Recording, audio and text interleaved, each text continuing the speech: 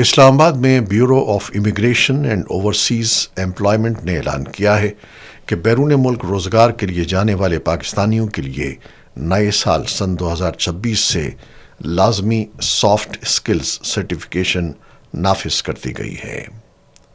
اعلامیے کے مطابق یورپی ممالک کے لیے یہ شرط 1 جنوری سن 2026 سے، جبکہ خلیجی ممالک سعودی عرب، متحدہ عرب امارات، قطر، عمان، بحرین اور کویت کے لیے 1 فروری سن 2026 سے لاگو ہوگی۔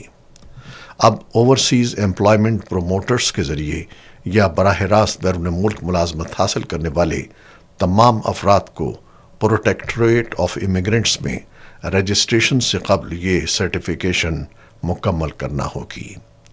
اس مقصد کے لیے OIC کے منظور شدہ پلیٹ فارم پاک سافٹ اسکل سمیت مخصوص ڈیجیٹل پلیٹ فارمز استعمال کیے جا سکیں گے۔